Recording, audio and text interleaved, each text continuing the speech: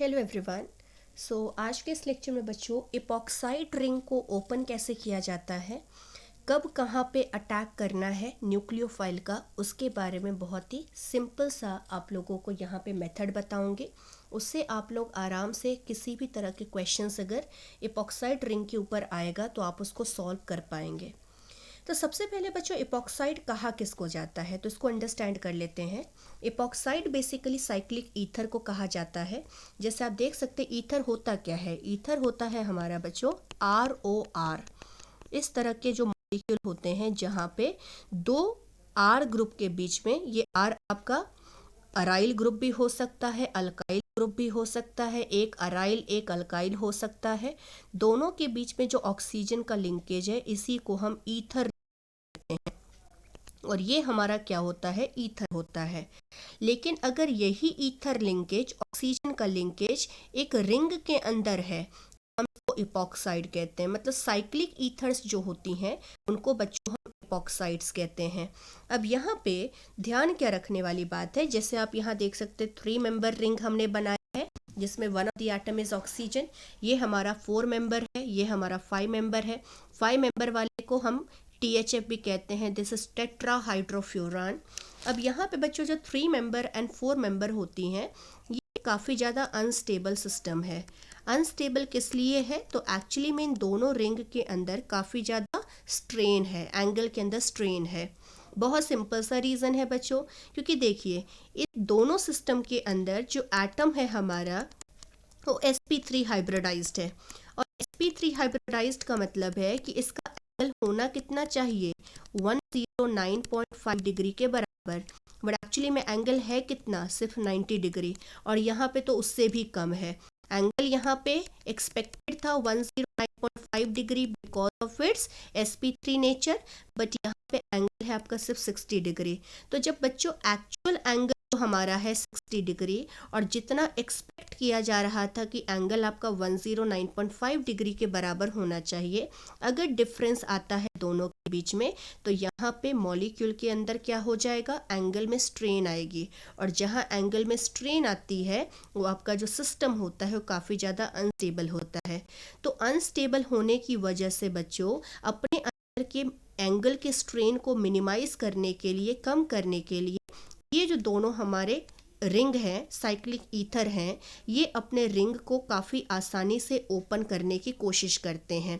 तो इनके अंदर हमें रिंग की ओपनिंग करवानी है, और रिंग की ओपनिंग कौन से कंडीशन में कैसे होती है उसी के ऊपर हमारा पूरा लेक्चर होगा आज का। बहुत छोटा सा लेक्चर है लेकिन काफ़ी ज़्यादा इफ़ेक्टिव लेक्चर है बच्चों। इसके बाद आप बिल्कुल भी कंफ्यूज नहीं होंगे कि कहाँ पे हमें न्यूक्लियोफाइल का अटैक कराना है। बस ये ध्यान रखना कि सबसे आसानी से रिंग की ओपनिंग कौन से केस में होती है, 3 मेंबर एंड 4 मेंबर के अंदर, because of its high strain. यहाँ एंगल में स्ट्रेन काफ़ी ज़्यादा होता है, इसी वजह से हम यहाँ पे ही रिंग की ओपनिंग काफ़ी आसानी से करवा पाएंगे। केस नंबर 1 क्या लिया है मैंने, केस नंबर 1 आपको दिया जा सकता है इपॉक्साइड का यहाँ पे रिएक्शन किसी ग्रिग्नार्ड रिएजेंट के साथ। तो ध्यान रखिएगा बच्चों, अगर ग्रिग्नार्ड रिएजेंट के प्रेजेंस में आपको इपॉक्साइड को के रिंग को ओपन करना है, या फिर अगर आपको ग्रिग्नार्ड रिएजेंट के साथ कोई इपॉक्साइड दे दिया जाए, आप हमेशा यहाँ पर रिएक्शन को SN2 मैकेनिज्म के थ्रू ही आपको फॉलो करना है। मतलब रिएक्शन में SN2 मैकेनिज्म लगाना है। और मैंने SN1 और SN2 कब क्या लगाना है, कौन से मैकेनिज्म को लगाना है, इसके ऊपर मैंने काफ़ी ज़्यादा डिटेल में डिस्कस किया है कि SN1 कौन कौन से कंडीशन में लगती है, SN2 कौन कौन से कंडीशन में लगती है, क्या मैकेनिज्म होता है SN1 का एंड SN2 का। इसको काफ़ी ज़्यादा डिटेल में मैंने डिस्कस किया है और सेपरेट लेक्चर बनाया है। तो जिन बच्चों ने अभी तक नहीं देखा है एक बार ज़रूर रेफ़र करें बच्चों, क्योंकि ये दोनों मैकेनिज्म आप लोगों के कॉम्पिटिटिव एग्ज़ाम्स के लिए काफ़ी ज़्यादा इम्पॉर्टेंट मैकेनिज्म है। कई बार क्वेश्चंस आप लोगों के इन दोनों मैकेनिज्म के ऊपर आते हैं। चलिए, तो ये हमारा SN2 मैकेनिज्म है। आई वुड सजेस्ट कि इस वीडियो को देखने से पहले आप लोगों को SN2 मैकेनिज्म का जो वीडियो मैंने अलग से बनाया है आप उसको ज़रूर फॉलो कीजिए। वहाँ पे काफ़ी सिंपल तरीके से काफ़ी सारे मैंने आप लोगों को ट्रिक्स बताए हैं कि आपको कहाँ पे SN2 लगाना है, कहाँ पे SN1 लगाना है। तो देखिए बच्चों, SN2 का कहना क्या था। SN2 के अंदर न्यूक्लियोफाइल जो होती है वो हमेशा अटैक उस जगह पे करती है जहाँ पे हिंड्रेंस कम होती है। मतलब rate is inversely proportional to steric hindrance. मतलब जहाँ हिंड्रेंस ज़्यादा होगी वहाँ पे जो अटैक करेगा न्यूक्लियोफाइल, वहाँ पे रेट आपकी कम होगी। तो आप देखिए बच्चों कि अगर मुझे इस रिंग को ओपन करना है तो या तो मैं इस बॉन्ड को तोड़ सकती हूँ या तो मैं इस बॉन्ड को तोड़ सकती हूँ। दोनों में से किसी भी बॉन्ड को ब्रेक किया जा सकता है।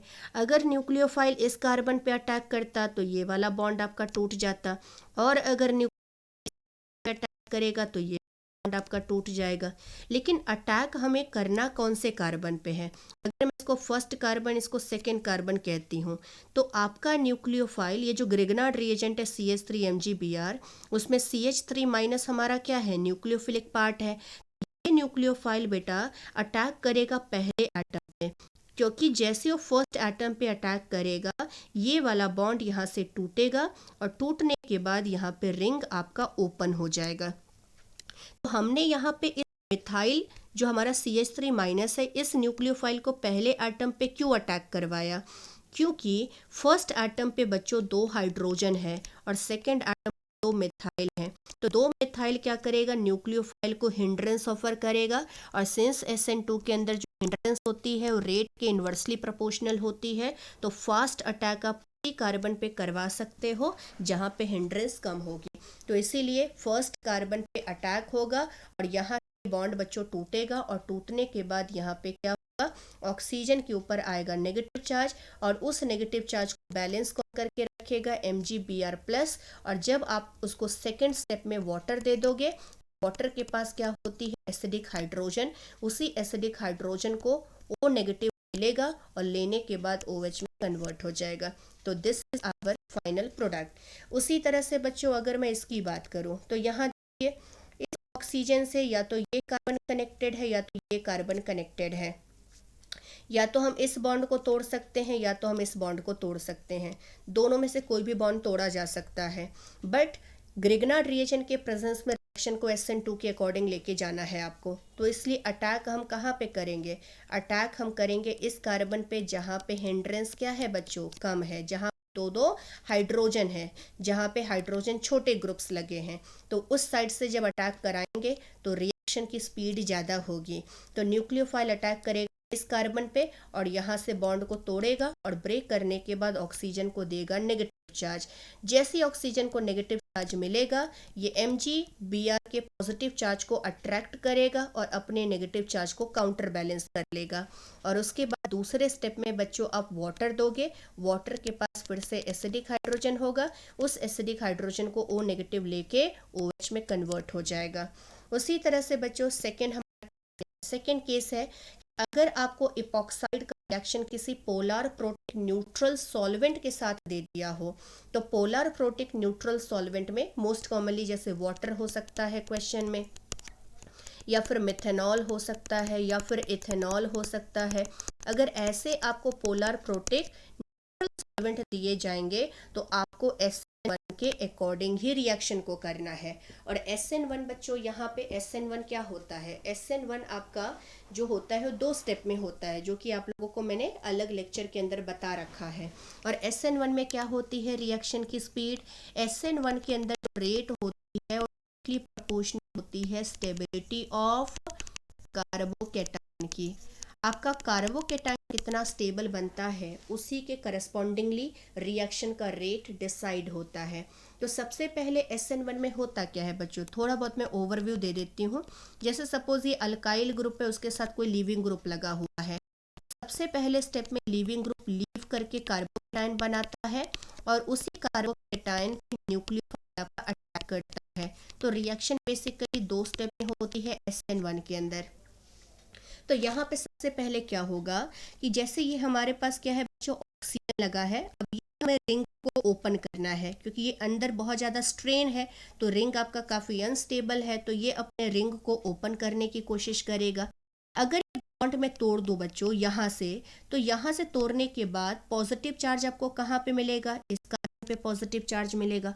और ये जो पॉजिटिव चार्ज है बच्चों आप देख सकते हैं, दिस इज 3 डिग्री कार्बन, ये कार्बन है ये आपका 3 डिग्री कार्बन है, बट अगर बॉन्ड में यहाँ ब्रेक करती, इस जगह से मैंने लिविंग ग्रुप को निकाला होता, तो बॉन्ड के ब्रेक करने से आपका जो कार्बोकेटायन होता वो यहाँ पे बनता, पॉजिटिव चार्ज यहाँ पे बनता, और ये कार्बन आपका क्या है बेटा, 1 डिग्री कार्बन है। अब 1 डिग्री और 3 डिग्री कार्बन के बीच में कौन ज़्यादा स्टेबल आपका कार्बोकेटायन होगा, 3 डिग्री कार्बोकेटायन, क्योंकि 3 डिग्री कार्बोकेटायन के ज़्यादा नंबर ऑफ हाइपर कॉन्जुगेशन है बच्चों, यहाँ 3, यहाँ 3, यहाँ 2, मतलब यहाँ पे टोटल कितने हाइपर कॉन्जुगेशन है, 8 हाइपर कॉन्जुगेशन, और यहाँ सिर्फ और सिर्फ 2 ही हाइपर कॉन्जुगेशन है, सिर्फ 2 ही हाइड्रोजन का हाइपर कॉन्जुगेशन मिलेगा, तो ज़्यादा स्टेबिलिटी यहाँ पे 8 हाइपर कॉन्जुगेशन वाले कार्बोकेटायन को होगी।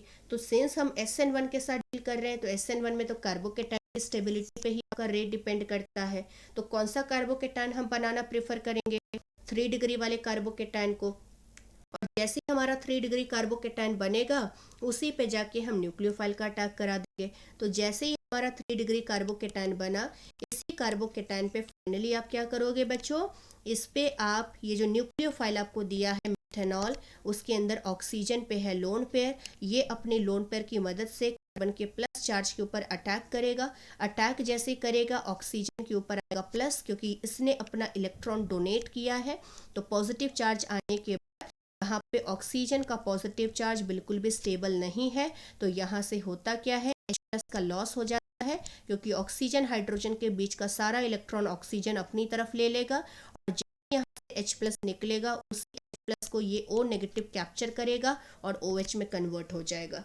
तो इस तरह से बच्चों आप ये ध्यान रखिएगा, डायरेक्टली आप क्वेश्चन कर पाएंगे इस क्वेश्चन को। अगर आपको सपोज इपॉक्साइड के साथ कोई ग्रिग्नार्ड रिएजेंट दे दिया जाए, आपको ग्रिग्नार्ड रिएजेंट को डायरेक्टली कहाँ पे अटैक करना है, उस जगह पे अटैक करना है जहाँ पे हिंड्रेंस कम होगी, मतलब डायरेक्टली आप उस जगह पे अटैक कीजिए और इस रिंग को ओपन कर दीजिए। लेकिन अगर आपको पोलर प्रोटेक्ट न्यूट्रल सॉल्वेंट आपको दिया है क्वेश्चन में, तो न्यूक्लियोफाइल को डायरेक्टली क्या करना, जहाँ पे हिंड्रेंस ज़्यादा है वहाँ पे अटैक कराना और रिंग को ओपन करके डायरेक्टली प्रोडक्ट बना देना, ठीक है। क्योंकि दोनों केस में बच्चों यहाँ पे मैकेनिज्म क्या, डिफरेंट मैकेनिज्म फॉलो कर रहा है। क्वेश्चन नंबर यहाँ पे 3 क्या है, थर्ड केस हमारा क्या है, थर्ड केस आपको दिया जा सकता है कोई स्ट्रॉन्ग न्यूक्लियोफाइल। अब अगर आपको स्ट्रॉन्ग न्यूक्लियोफाइल अगर दिया है बच्चों, तो स्ट्रॉन्ग न्यूक्लियोफाइल के अंदर भी रिएक्शन की जो स्पीड होती है वो SN2 मैकेनिज्म को ही फॉलो करती है। मतलब यहाँ पे भी न्यूक्लियोफाइल को अटैक कहाँ पे कराना है, लेस स्टेरिक हिंडर्ड साइट के अंदर, मतलब जहाँ पे हिंड्रेंस कम होगी उसी जगह पे आपको न्यूक्लियोफाइल का अटैक कराना है। तो जैसा कि बच्चों आप यहाँ पे देख सकते हैं, इन दोनों कार्बन में यहाँ पे हिंड्रेंस कम है, तो इसलिए ये जो हमारा OH नेगेटिव है which is a strong nucleophile. अब स्ट्रॉन्ग न्यूक्लियोफाइल कौन कौन से होते हैं बच्चों, इसकी भी बात मैंने SN2 के मैकेनिज्म के दौरान कर रखी है। तो अगेन आई एम रिपीटिंग, जिन बच्चों ने अभी तक SN1 SN2 नहीं देखा है, ज़रूर आप लोग रेफ़र करें, क्योंकि आप लोगों के कॉम्पिटिटिव एग्जाम्स के लिए काफ़ी ज़्यादा इम्पॉर्टेंट टॉपिक है ये।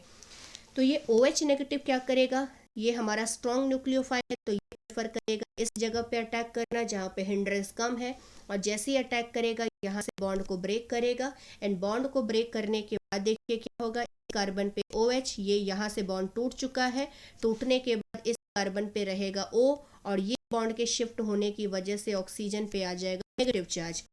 नेगेटिव चार्ज जो ऑक्सीजन पे है बच्चों, ये दोबारा प्रेजेंस में क्या करेगा, इसका एसिडिक हाइड्रोजन ले लेगा, नेगेटिव चार्ज जब H+ के साथ मिलके बॉन्ड बनाएगा तो OH में कन्वर्ट हो जाएगा। यहाँ बच्चों ये जो हमारा OH है और ये जो ऑक्सीजन है, दोनों मैंने डिफाइन करने के लिए ऑक्सीजन यहाँ पे जो साइक्लिक रिंग के अंदर है उसको मैंने 18th ऑक्सीजन ले लिया है, मतलब इसका मास नंबर 18 लिया है, और ये हमारा नॉर्मल है 16th आइसोटोप वाला, ठीक है, ताकि आप डिफरेंस पता लगा सके कि एक्चुअली में जो OH है, ये रिंग वाला जो ऑक्सीजन है वो किस कार्बन पे जा रहा है, इस कार्बन पे है या इस कार्बन पे है प्रोडक्ट के अंदर, उसको डिफरेंशिएट हम इस तरह से कर पाएंगे। इसी तरह से बच्चों देखिए सेकेंड क्वेश्चन में हम SH नेगेटिव के साथ रिएक्शन करवा रहे हैं। अब फिर से यहाँ पे SH नेगेटिव हमारा क्या है, स्ट्रॉन्ग न्यूक्लियोफाइल है। जितने भी नेगेटिवली चार्ज आपके स्पीशीज होते हैं वो यूजुअली स्ट्रॉन्ग न्यूक्लियोफाइल ही होते हैं। तो ये हमारा न्यूक्लियोफाइल अटैक कहाँ पे करेगा, जहाँ कम होगी, तो इस कार्बन पे हिंड्रेंस कम है, इस कार्बन पे हिंड्रेंस ज़्यादा है, तो जहाँ हिंड्रेंस कम होगी वहाँ पे न्यूक्लियोफाइल अटैक करेगा और अटैक बॉन्ड को यहाँ से तोड़ देगा। और जैसे ही बॉन्ड को ब्रेक करेगा क्या होगा, देखिए oxygen will acquire negative charge and फिर से उस नेगेटिव चार्ज को हमें प्रोटोनेट करना पड़ेगा वाटर देके, एंड वाटर का H जब इस O नेगेटिव को प्रोटोनेट करेगा तो ये OH में कन्वर्ट हो जाएगा। इसी तरह से बच्चों एक लास्ट क्वेश्चन मैंने यहाँ पे दिया है, आप यहाँ पे समझ पाएंगे कि इस क्वेश्चन आपके किस तरह के आते हैं एग्जाम में। जैसे ये क्वेश्चन आया हुआ है कॉम्पिटिटिव एग्जाम्स के अंदर ही, उसी को मैंने यहाँ पे लिया हुआ है। तो इस क्वेश्चन में गौर से देखिए, एक 3 मेंबर एपॉक्साइड है आपका, और यहाँ पे एक बार हमें प्रोडक्ट ए और प्रोडक्ट बी को आइडेंटिफाई करना है। बट प्रोडक्ट ए में हमने क्या किया है बच्चों, H2O18 लिया है, 18th आइसोटोप है ऑक्सीजन का यहाँ पे, और H प्लस लिया है। तो बेसिकली H2O है क्या, तो ऊपर हमने देखा था केस नंबर 2 के अंदर जब पोलार प्रोटिक न्यूट्रल सॉल्वेंट दिया जाता है, जैसे कि H2O, मिथेनॉल, इथेनॉल, तो रिएक्शन किस मैकेनिज्म को फॉलो करता है, SN1 को। करना क्या है इस क्वेश्चन में, SN1 मैकेनिज्म को फॉलो करना है। और SN1 मैकेनिज्म में होता क्या है बच्चों, कार्बोकेटाइन का फॉर्मेशन होता है। अब देखिए, अगर मैं रेड वाला बॉन्ड तोड़ूंगी, ये जो रेड कलर से एरो दिखाया है, अगर मैं इसको तोड़ती हूँ तो पॉजिटिव चार्ज आपका यहाँ बनता, जो कि 1 डिग्री कार्बोकेटाइन होता। बट अगर मैं ग्रीन बॉन्ड को तोड़ूंगी, ठीक है, इस एरो को देखिए, अगर मैं इस बॉन्ड को तोड़ूंगी तो पॉजिटिव चार्ज आपका यहाँ बनेगा, जो कि कार्बोकेटाइन है। अब 1 डिग्री एंड 3 डिग्री में बच्चों 3 degree carbocation is much more stable, तो दैट इज वाई जहाँ पे कार्बोकेटाइन की स्टेबिलिटी ज़्यादा हो सकती है वहाँ से ही बॉन्ड को तोड़ना हमारा प्रेफरेबल रहेगा SN1 में। तो जैसे हम यहाँ पे कार्बोकेटाइन बनाएंगे उसी पे वाटर का अटैक हो जाएगा, वाटर अपना लोन पेयर देगा उस पॉजिटिव कार्बन को और वहाँ पे बॉन्ड का फॉर्मेशन कर देगा। और यहाँ पे जो ऑक्सीजन के ऊपर नेगेटिव चार्ज है बच्चों, ये H प्लस लेके क्या करेगा, OH में कन्वर्ट हो जाएगा। तो ये प्रोडक्ट हमारा प्रोडक्ट नंबर A है। लेकिन प्रोडक्ट B को कैसे बनाए, तो यहाँ देखिए बच्चों, अब ये मत कंफ्यूज हो जाइएगा कि यहाँ पे CH3OH भी दिया है, और CH3OH तो मैंने ऊपर आप लोगों को कहा था कि ये आपका पोलर प्रोटिक न्यूट्रल सॉल्वेंट होता है। अब सामने देखिए यहाँ पे इसी क्वेश्चन के अंदर जो हमारा मिथेनॉल है, उस मिथेनॉल के बाद आपको यहाँ पे सामने क्या दिया है, सोडियम मिथॉक्साइड भी दिया है। अगर सोडियम मिथॉक्साइड बच्चों दिया है और साथ साथ में मिथेनॉल दिया है, ध्यान रखना कि ये जो मिथेनॉल सिर्फ और सिर्फ सॉल्वेंट की तरह एक्ट करेगा, और ये जो हमारा सोडियम मिथॉक्साइड है ये हमारा मेन न्यूक्लियोफाइल है, और ये न्यूक्लियोफाइल नेगेटिवली चार्ज न्यूक्लियोफाइल है बच्चों, तो ये हमारा एक स्ट्रॉन्ग न्यूक्लियोफाइल है। और स्ट्रॉन्ग न्यूक्लियोफाइल बच्चों किसको प्रेफर करता है, SN2 मैकेनिज्म को। और SN2 मैकेनिज्म में करना क्या है, न्यूक्लियोफाइल को उस जगह पे अटैक कराना है जहाँ पे हिंड्रेंस कम होगी। तो इसलिए ये जो CH3O नेगेटिव है, इसने प्रेफर किया उस कार्बन पे अटैक करके उस बॉन्ड को तोड़ने की जहाँ पे हिंड्रेंस आपकी क्या है, कम है। तो जैसे ही ये इस कार्बन पे अटैक करेगा, अटैक करने के बाद यहाँ से बॉन्ड आपका टूटेगा, एंड बॉन्ड के ब्रेक होने के बाद रिंग आपकी ओपन हो जाएगी, एंड ओपन होने के बाद oxygen will acquire negative charge, and second step में हम क्या करेंगे बच्चों, H प्लस दे देंगे, और H प्लस ऑक्सीजन को मिलने के बाद ये OH में कन्वर्ट हो पाएगा। तो एक्चुअली में ये जो आपका CH3O नेगेटिव है, ये अटैक किस कार्बन पे कर रहा है, लेस हिंडर्ड कार्बन पे कर रहा है। तो बच्चों तीनों केसेस मैंने बताया है, आई होप अब आप लोगों से गलती नहीं होगी कि रिंग को ओपन करवाने के लिए एपॉक्साइड में अटैक कहाँ पे करवाया जाएगा। अगर ग्रिग्नार्ड रिएजेंट दिया है क्वेश्चन में, SN2 मैकेनिज्म लगाइए, मतलब न्यूक्लियोफाइल को डायरेक्टली उस कार्बन पे अटैक करा दीजिए जहाँ पे हिंड्रेंस आपको कम दिखेगा। अगर आपको कोई पोलर प्रोटिक न्यूट्रल सॉल्वेंट दिया है, जैसे वाटर दे दिया हो न्यूक्लियोफाइल के तौर पे, या मिथेनॉल दिया हो या इथेनॉल दिया हो, तो समझ लेना जहाँ पे हिंड्रेंस ज़्यादा होगी वहाँ पे डायरेक्टली अटैक करा दीजिए और रिंग को ओपन कर दीजिए, क्योंकि जहाँ पे हिंड्रेंस ज़्यादा होगी वहाँ पे ही कार्बोकेटाइन बनने का चांस सबसे ज़्यादा स्टेबल होगा, मतलब सबसे ज़्यादा स्टेबल कार्बोकेटाइन उसी जगह पे बन पाएगा, इसीलिए वहाँ पे अटैक कराना है। और अगर न्यूक्लियोफाइल आपको स्ट्रॉन्ग दिया जाता है तो फिर से आपको यहाँ पे किस मैकेनिज्म को फॉलो करना है, SN2 को। और SN2 मैकेनिज्म के लिए फिर से आप कहाँ पे अटैक कराएंगे, जहाँ पे लेस हिंड्रेंस होगी। तो आई होप आप लोगों को ये वीडियो मदद करेगा और आप लोगों से गलती नहीं होगी अब कि कहाँ पे किस तरह के मैकेनिज्म को लगाना है और किस तरह से रिंग की ओपनिंग करनी है इपॉक्साइड के अंदर। तो अगर वीडियो पसंद आए तो प्लीज़ इसको लाइक कीजिएगा, एंड जिन व्यूअर्स ने अभी तक नहीं सब्सक्राइब किया है मेरे चैनल को, आप लोग कर सकते हैं, क्योंकि मैं और भी वीडियोस के साथ आऊँगी जो आप लोगों के लिए काफ़ी ज़्यादा बेनिफिशियल रहेगा। Thank you very much.